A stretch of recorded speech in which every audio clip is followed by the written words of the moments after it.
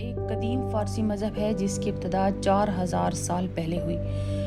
کہا جاتا ہے کہ دنیا کا پہلا عقیدہ ہے اور یہ ان تمام ترین مذاہب میں سے ایک ہے جو ابھی تک موجود ہیں۔ زوراستر مذہب 3 فارسی خاندانوں کا ریاستی مذہب تھا، یہاں تک کہ 7ویں صدی عیسوی میں فارس پر مسلمانوں کی فتح تک زوراستر مہاجرین، جنہیں پارسی کہا جاتا ہے، ایران میں مسلمانوں کو ظلم و ستم سے بچ کر ہندوستان ہجرت کر کے آئے۔ پارسی مذہب کے اب تک پوری دنیا میں ایک اندازے کے مطابق 10 سے 20 لاکھ عبادت گزار ہیں، اور آج کل ایران اور ہندوستان کے کچھ حصوں میں اقلیتی مذہب کے طور پر اس پر عمل کیا جاتا ہے۔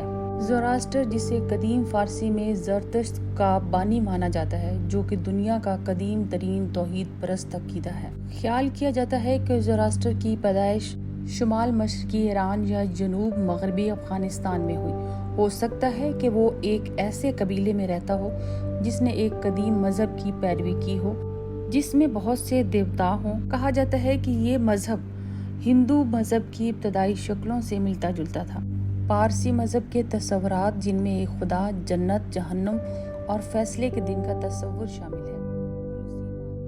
یہودیت، مسیحیت اور اسلام میں داخل ہونے والا واحد خدا کا نظریہ ہی صرف بنیادی طور پر زوراستر اصول نہیں تھا، بلکہ جنت اور جہنم کے تصورات، یوم الحساب اور دنیا میں انسانوں کا نزول اور فرشتے اور جنات کی ابتدا زوراستر کی تعلیمات کے ساتھ ساتھ ہی پارسی مذہب کا حصہ ہیں۔ پارسی ہندوستان میں زرتشتی مذہب کے پیروکار ہیں۔ پارسی روایت کے مطابق ایرانی زرتشتوں کا ایک گروہ عرب فتح کے بعد مسلم اکثریت کے مذہبی ظلم و ستم سے بچنے کے لیے فارس سے ہجرت کر آیا۔ ماہرین کا قیاس ہے کہ یہ گروپ بحیرہ عرب کے اس پار گیا اور 785 اور 936 کے درمیان مغربی ہندوستان کی ریاست گجرات میں اترا۔ مینلی ان لوگوں کے انڈیا میں مائیگریٹ کرنے کے 2 فیکٹرز بتائے جاتے ہیں، ایک اپنے ریلیجن کو پروٹیکٹ کرنا اور دوسرا اکنامیکل فیکٹرز۔ پارسی ہندوستان اور پاکستان میں ایک نسلی اقلیت ہیں۔ آج بھارت میں تقریباً 60,000 پارسی اور پاکستان میں 1400 ہیں۔ زوراسترز کی علامات اور ان کے عقائد کیا ہیں؟ تو ان کے عقیدے میں ایک داڑھی والے آدمی کو دکھایا گیا ہے جس کا ایک ہاتھ آگے بڑھ رہا ہے۔ وہ پروں کے ایک جوڑے کے اوپر کھڑا ہے جو ابدیت کی نمائندگی کرتے ہوئے دائرے سے پھیلے ہوئے ہیں۔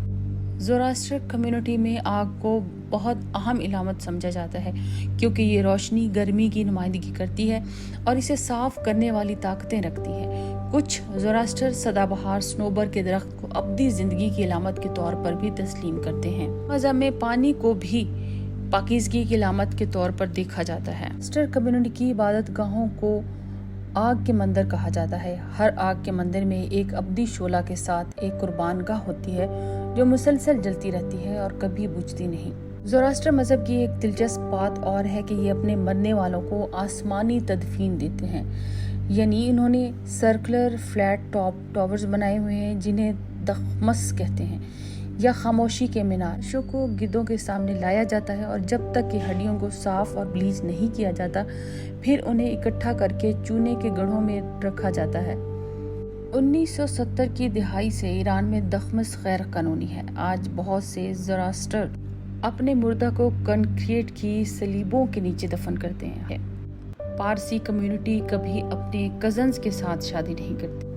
زوراسترزم میں اچھے کام سوچنا، اچھے کام کرنا اور اچھے کام بولنا، یہی وہ وجہ ہے جو برائی کو ختم کر سکتا ہے۔ بہت سارے زوراسترینز جو ہیں انہوں نے بہت اچھے کام کیے ہیں۔